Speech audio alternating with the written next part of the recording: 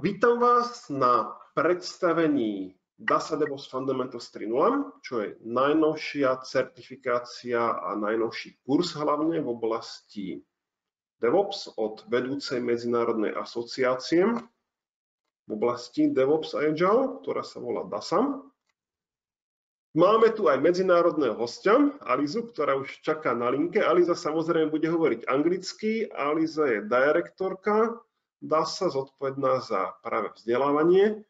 Povie vám pár slov na úvod v angličtine, potom zase ja prepnem do slovenčiny a predstavím podrobnejšie DASA DevOps Fundamentals a zodpoviem vaše otázky. Aliza, the stage is yours.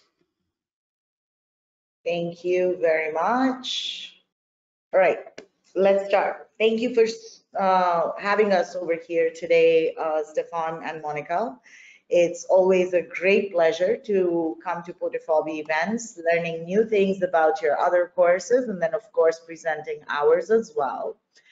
So for people who have not met or have not heard of DASA before, I wanted to start with a short introduction of DASA. I will not take more than 4 minutes on this presentation because I want to leave most of the time to Stefan to talk about the Fundamentals 3.0. So DASA was founded back in 2016. We are a young company, we're new people, but we've been in the DevOps space since the time DevOps actually came into existence. We have over 300 partners, just like Portafolio, and we are all the way in about 50 plus countries. We have certified more than 20,000 professionals, and we have more than 40,000 people in the DASA community. So anytime somebody takes the DASA course, they are added to the DASA community as well. So to talk about DevOps, when it comes to DASA, we did not just say that, hey, the market is demanding for this particular course and this is what we should give to the market. We actually went and spoke to organizations who were transforming digitally.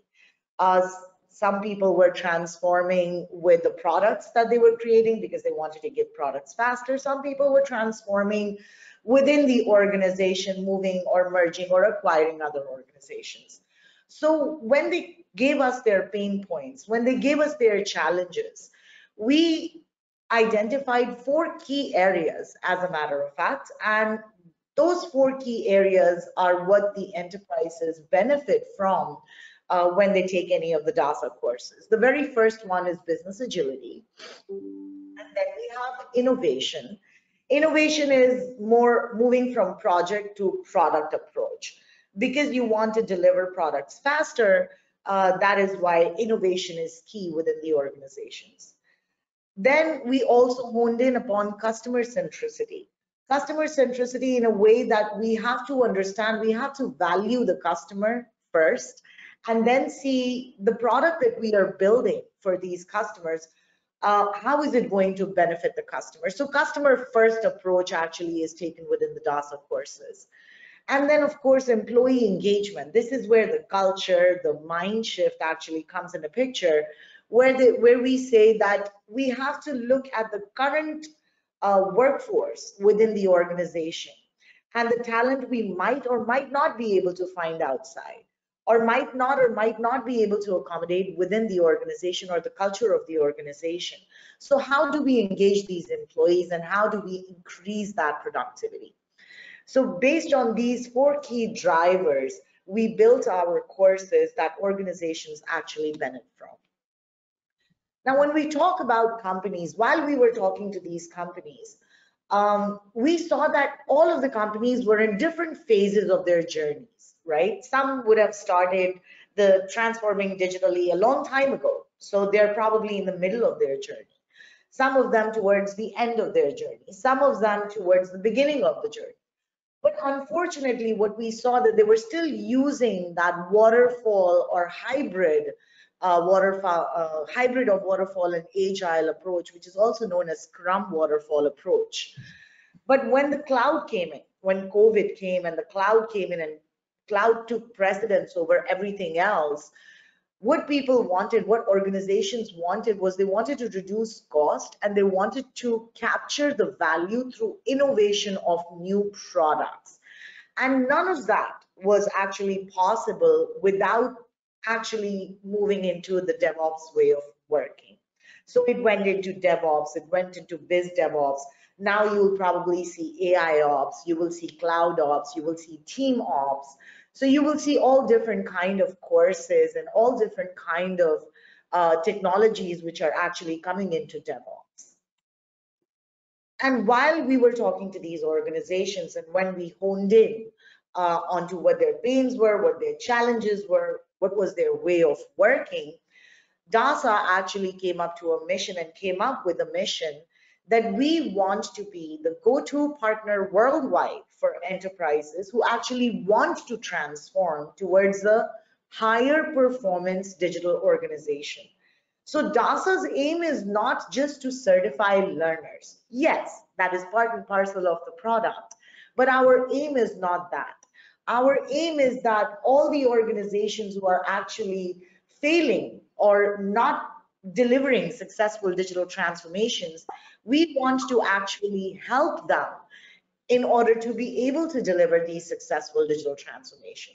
So we built a body of knowledge, talent, and guidance solutions, and we built a powerful global community where people learn from each other, and it also facilitates organizations in their journey towards flow, business agility, and value maximization for both the customers and their employees. But that's all I have to say, and I'm going to hand it over to Stefan to take you through the DASA DevOps fundamentals. Aliza, thank you very much for the introduction. And now I'm going to dive a bit deeper and I'm going to switch to Slovak. Takže teraz prepnem do slovenčiny. Ďakujem Alize za krátke predstavenie, prečo vlastne vznikol DASA DevOps Fundamentals a kto vlastne je DASA. A teraz si trošku predstavíme samotný obsah DASA DevOps Fundamentals. Začnem do široka. Historickým vývojom DevOps. DevOps kedysi okolo roku 2010 začal tým, že potrebujeme lepšie prepojiť vývoj a prevádzku IT. Kedysi mnohé organizácie fungovali tak, že mali v rámci IT jedno silo vývoj, druhé silo prevádzka. A tie silá mali rôznych šéfov, rôzne ciele, rôzne KPIs, rôzne priority a dochádzalo ku vzájomným konfliktom jednak celkovo ten systém nebol veľmi efektívny. Takže začali ľudia vymýšľať systém, ako to efektívne prepojiť. Keď sa už toto podarilo, začali sme uvažovať, dobre, máme už prepojený vývoj prevádzku IT, ale hodilo by sa zvýšiť výkonnosť, pretože drvivá väčšina organizácií je závislá od svojej IT podpory, kopa služieb je, ITIL tomu hovorí, respektíve biznisov je IT enabled, čiže aby mohol biznis fungovať, musí dobre fungovať IT. Keď chceme zlepšiť výkonnosť organizácie, skôr či neskôr budeme musieť zlepšiť výkon nášho IT, našej IT organizácie, inak sa stane úzkým hrdlom. No a potom to pretieklo až do tretej školy, kde riešime transformáciu celej organizácie s využitím všetkých možností, ktoré moderné IT používajú. Príklad takej transformácie organizácie, kedysi, dávno, v roku 2009, keď sme začínali realizovať školenia, všetky školenia sa robili prezenčne. Ľudia prišli fyzicky, dostali vytlačené materiály, skúšky písali na papieri, skúšky sa robili tak, že prišiel fyzický balík, kuriér priniesol zapečatený, ľudia to vyplnili na papieri, odišlo to potom do Anglicka na vyhodnotenie, tam to vyhodnotili, poslali naspäť výsledky, poslali naspäť papierové certifikáty. Do výsledkov to trvalo týždeň, do papierových certifikátov minimálne 2. Dnes školne vyzerá tak, že materiály dostanete v elektronickej podobe, primárne. Na školení sa môžete zúčastniť virtuálne, ako sa zúčastňujete teraz na tomto webinári. Skúšku píšete online máte svoj nejaký kandidátsky účet, v ktorom máte všetky certifikáty uložené v digitálnej podobe, takže papierové už nechodí vôbec nič. A samozrejme celé školenie je možné absolvovať nielen naživo, ale aj zo záznamu. Niektorých kurzov máme takéto online kurzy. Čiže takouto digitálnou transformáciou celej organizácie sme prešli za posledných 15 rokov postupne a nie sme jediní. A preto sme organizácia, ktorá by ste si povedali, že nie je i IT-driven, vzdelávačka. Ale aj takýchto organizácií sa to týka.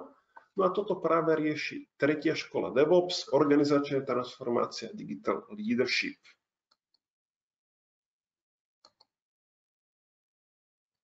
No a na toto reagovala DASA vytvorením najnovšej verzie základného kurzu, základnej certifikácie v oblasti DevOps. Tuto máte autorský tím.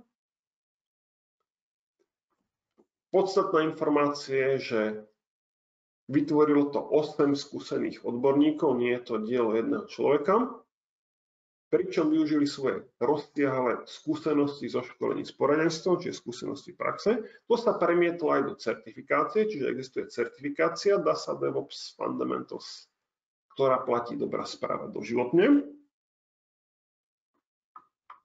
A takisto do toho vstúpila aj spätná väzba od zákazníkov, používateľov predošlé verzie DASA DevOps Fundamentals.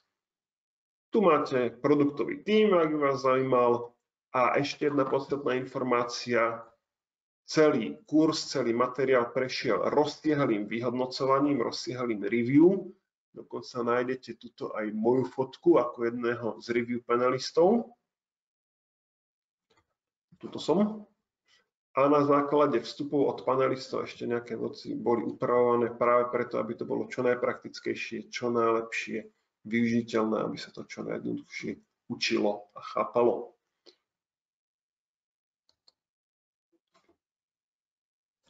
Čo je nové oproti predošlej verzii, ak náhodou niekto pozná predošlú verziu? Jednak bol vylepšený obsah, jednak bola vylepšená štruktúra samotného programu, je tam väčšie zameranie na kultúru a ľudí, sú lepšie pokryté aj tie časti publika, ktoré nie sú technici, nie sú ITčkári. Čiže nie je to len pre ITčkárov, ďalšia dôležitá správa. Bola do toho zapracovaná, aktualizovaná DASA Guidance, čiže napríklad CALMS, o CALMS už hovoril DASA, Culture Automation Lean Management Sharing, čiže to sú veci, na ktorých stojí kurz a je to celé drivované kontextom, čiže prispôsobujeme to, čo hovorí kurz tomu, čo robíme v praxi. Kto je cieľové publikum pre DASA DevOps Fundamentals? Jednak to sú ľudia z oblasti vývoja prevádzky, software vývojári, inžinieri, architekti, DevSecOps inžinieri, enterprise architekti, integrační špecialisti, incident manageri, change manageri, jednoducho všetci, ktorí sa nejakým spôsobom motajú okolo IT.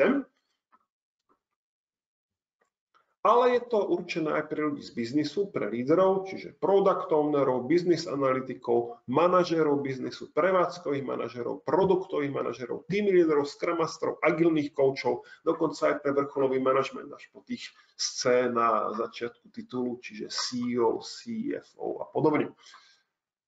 Alias generálny riaditeľ, finančný riaditeľ. A takisto je to určené aj pre ľudí, ktorí robia podporu a tzv. Enablement. Čiže už to máme. V prevádzke používame to, robíme produkčnú podporu, riadime služby, takisto je to pre business user používateľov, ktorí pracujú s IT, aby vytvárali hodnotu pre biznis, dokonca aj pre ľudské zdroje, financie, governance, legal. Čiže hocikto, kto nejakým spôsobom prichádza do styku, či už s IT, alebo všeobecnejšie s transformáciou organizácie umožnenou IT. Kľúčové ciele programu sú spraviť si prehľad, čo to vlastne DevOps je, pripraviť sa na intervenciu pre DevOpsovú transformáciu organizácie na základnej úrovni, vysvetliť kľúčové prvky DevOpsového spôsobu práce a prebrať kritické faktory úspechu DevOps transformácií. Ten, kto ukončí daný program, by mal byť schopný sa úspešne podieľať na DevOps transformácii svojej organizácie tým, že bude tomu rozumieť, bude ovládať spoločný slovíček pojmov, ďalej budete ovládať, respektíve kto to absolvuje, bude ovládať kľúčové koncepty, princípy DevOpsu, bude vedieť vysvetliť kľúčové prvky DevOpsovej kultúry a prečo sú dôležité, takisto bude vedieť vysvetliť dôležitosť automatizácie a spôsobov, ako ju implementovať v životnom cykle produktu, takisto bude vedieť vysvetliť, aké je prepojenie medzi DevOpsom, Leanom, Agile, bude byť schopný baviť sa o metrikách a faktoroch úspechu pre transformáciu DevOpsu. Metriky je to, čo meriame, inými slovami. Ďalej súčasťou kurzu sú aj rôzne organizačné modely architektúry, aby ste vedeli, ako to má teda vyzerať podľa DevOpsu, respektíve môže. Ďalšou dôležitou vecou je vysvetlenie, prečo zdieľať zodpovednosť, znalosti, spôsoby práce na umožnenie úspešnej spolupráce a takisto by ste mali byť schopní na konci kurzu identifikovať dostupné zdroje guidance, čiže nejakých usmernení, ktoré vydala DASA, pretože DASA robí nielen kurzy certifikácie, ale vydáva aj rôzne guidance, tak ako sme sa na predošlej prezentácii bavili o P3 Express ako minimalistickom systéme projektového riadenia. DASA vydáva rôzne guidance, čiže príručky pre riadenie rôznych vecí v oblasti DevOpsu. Čiže v rámci kurzu si o tom spravíte základný prehľad, aby ste ich následne mohli využiť pri implementácii DevOpsu vašej organizácii. Ako vyzerá samotný kurz? Je tam 9 modulov, začína sa ako inak úvodom. Potom vysvetľujeme kontext DevOpsu, čiže aké je miesto DevOpsu vo svete. A potom preberieme jednotlivé piliere, na ktorých stojí DevOps, kultúra, automatizácia, Lean, meranie, zdieľanie. 8. modul je prehľad už spomínaných DASA Guidance, čiže čo všetko má DASA. 9. modul je príprava na certifikačnú skúšku. Ako vyzerá kurz? Sú tam aktivity, aby to nebolo len suchý výklad, ale môžete si nejaké veci vyskúšať, sú tam rôzne kvízy, interaktívne cvičenia, určite tam budú skupinové diskusie, no a je možné robiť aj simulácie hry, závisí od dĺžky kurzu, pretože kurz je, treba povedať, nabitý obsahom, čiže na tie 2 dní to je dosť. Pokiaľ by niekto mal záujem dlhší trojdňový kurz, tak je možné ho obohatiť o rôzne simulácie hry. Štandardné trvanie kurzu je 16 hodín, buď teda kurz sa robí 2 dní hneď za sebou, alebo je možné absolvovať ho aj v menších blokoch. Napríklad, keď ja som robil tréner kurz DASA DevOps Fundamentals, mali sme to v 4-hodinových blokoch, ktoré boli rozdelené až na dobu niekoľkých týždňov, čo bolo ale dané aj tým, že tie materiály sa ešte priebežne vylepšovali, lebo sme súčasne boli aj beta testeri. Kurz je možné robiť ako klasicky prezenčný, virtuálny, naživo, čiže tak ako máme teraz, alebo takisto je možné aj tzv. Self-paced, čiže sú k dispozícii materiály priamo od DASY, ktoré si môžete preklikávať, pozerať prezentácie, študovať. Spustené to celé bolo v júli, respektíve pilot beží od júla a nedávno to už beží v ostrej prevádzke, čiže už je hotová zatiaľ finálna verzia materiálov, už školíme podľa tejto novej verzie. Čo sa týka jazyka, samozrejme angličtina, materiály sú v angličtine, skúšky v angličtine, výklad u nás je možný v slovenčine, prípadne v češtine. V októbri by mali byť dostupné aj ďalšie jazykové verzie, čiže nemecká, španielská, francúzska, japonská, najmä tá posledná bude veľmi užitočná pre toto publikum, že?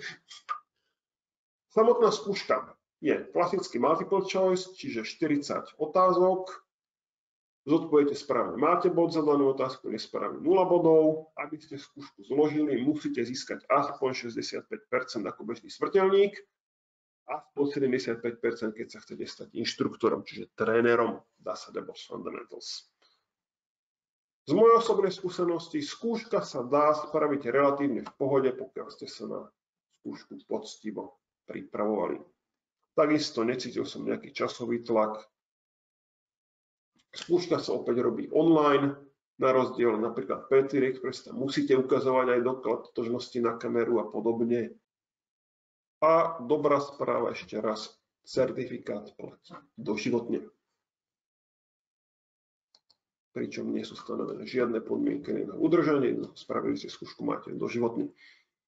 Kde DASA DevOps Fundamentals pasuje do kompetenčného modelu DASA, ktorý má pre kompetencie v oblasti DevOps, pokrýva všetky tie oblasti, pokrýva ich na úrovni kompetent, čiže viete, o čom sa bavíme. Nie ste na to odborník, ale na konci kurzu viete, o čom sa bavíme, napríklad keď sa bavíme o DevOpsovej kultúre alebo o automatizácii.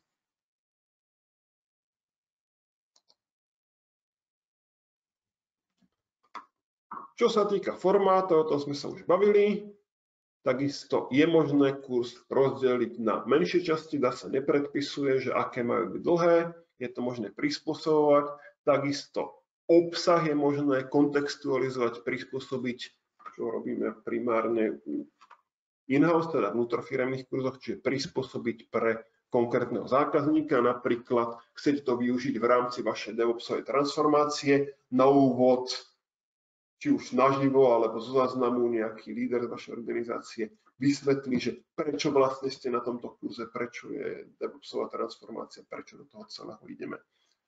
Takisto je to možné obohatiť o prípadové štúdie z danej konkrétnej oblasti, napríklad ste IT firma, chcete v rámci DASA kurzu riešiť prípadovú štúdiu z oblasti IT a na ňom si skúšať veci, nie je problém. Dodáte vlastné zadanie, o čom tá prípadová štúdia a pracujeme priamo s tým na kurze. Tuto je ukážka, ako vyzerajú materiály, ktoré dostajú účastníci. Všetko je online, čiže je to systém digital first. Keď už teraz sme v tom digitálnom svete robíme digitálnu transformáciu, takto vyzerá užívateľské rozhranie. Čiže máte tam školiace materiály, máte tam videá, pokiaľ sú súčasťou kurzu dané videá, určite tam máte samotné prezentačné slajdy a máte k tomu nejaký pokec, čiže nejaké podrobnejšie informácie, ktoré si môžete naštudovať. Takisto súčasťou je aj cvičný test. Cvičný test je v cene.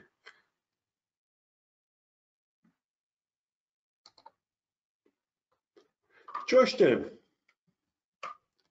Keďže kurz je nový, DASA je otvorená a aj my sme otvorení spätné väzbe od zákazníkov, čiže spätná väzba je vítaná.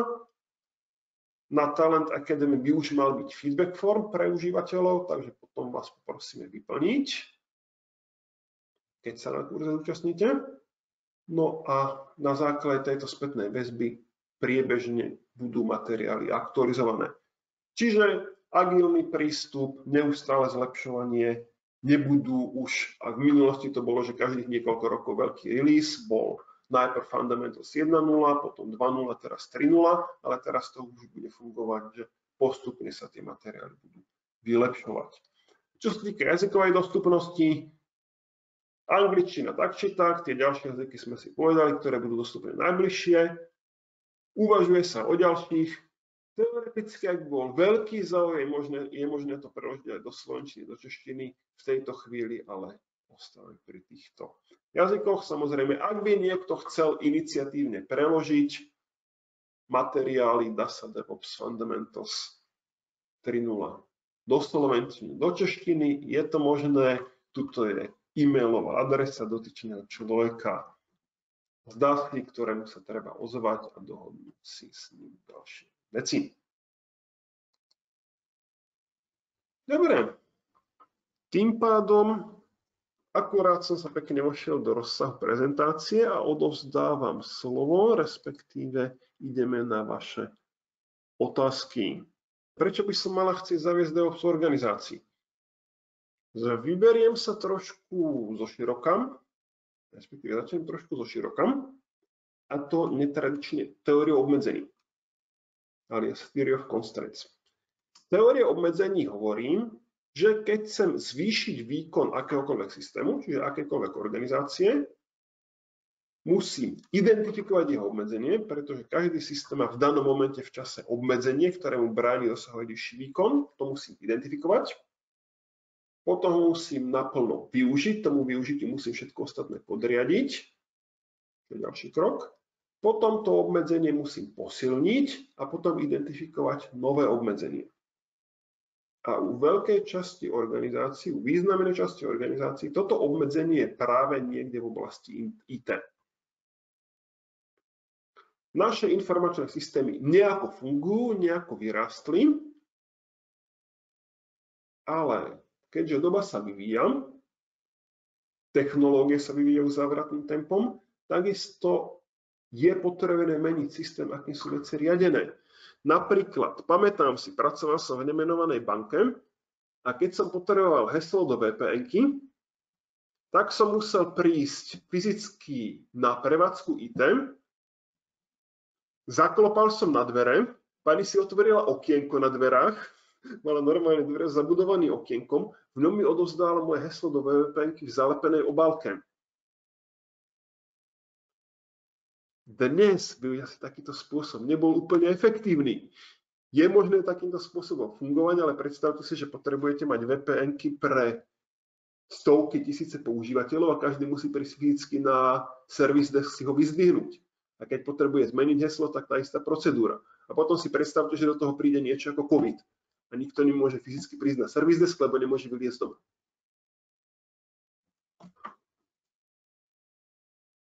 Čiže skratke, je potrebné organizáciu zlepšovať, každú, zvyšovať výkon, aby bola konkurencieschopná, respektíve aby naplňala ďalej potreby používateľov, ktoré sa v čase tiež vyvíjajú. A to, aby to mohla robiť, skôr či neskôr narazí na IT. Čiže to, ako dobre je riadené vaše IT, ovplyvňuje v konečnom dôsledku, aká úspešná môže byť vaša organizácia takým či onakým spôsobom. A preto, keď chcete zlepšiť výkonnosť, zlepšiť efektívnosť, zvýšiť úspešnosť vašej organizácie, skôr či neskôr vaša organizácia musí prejsť digitálnou transformáciou, musí prejsť na nový spôsob riadenia IT, čiže DevOpsový spôsob riadenia IT. Zodpovedal som otázku? Výborne. Kde nájdete info o kurzoch? Takže pokiaľ vás budú zaujímať informácie o kurzoch DASA DevOps Fundamentals 3.0, nájdete ich opäť na našom webe, čiže www.potifop.sk pre slovenské publikum alebo www.potifop.cz pre české publikum. Nemáme ďalšie otázky.